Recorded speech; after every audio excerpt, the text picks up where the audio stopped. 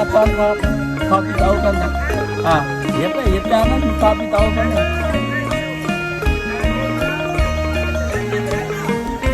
nhưng mà nó hiệp tới bay đang ốc sắp kho ấy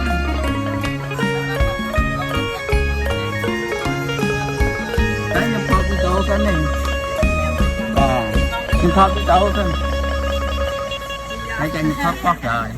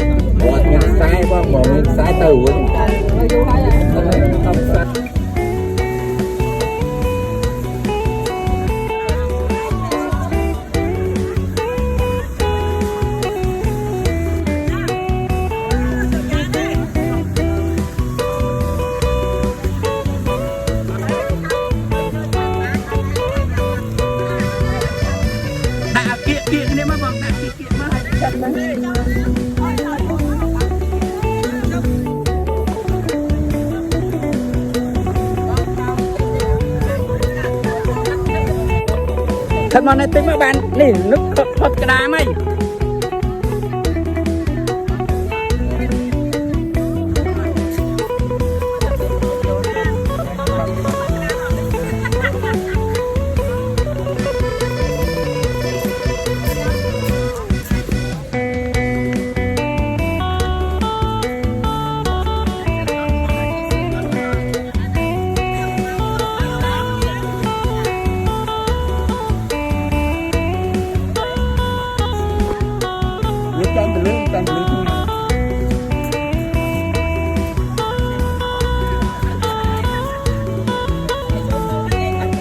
đây dây vào một ngâm thọt nè vào một ngâm thọt nè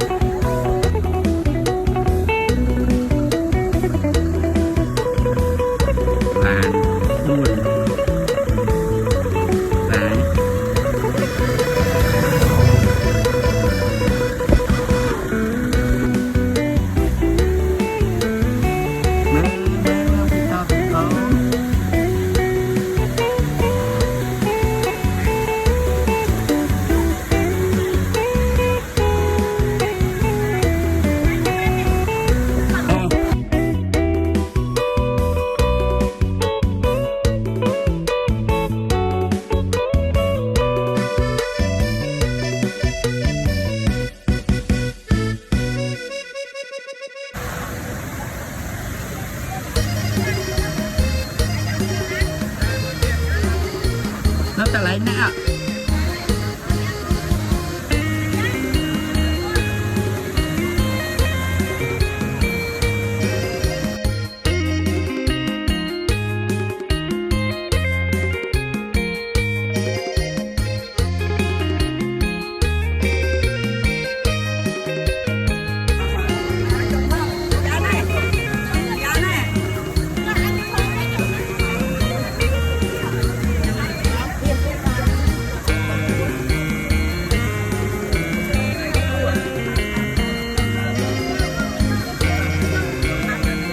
cháu bằng cho rốt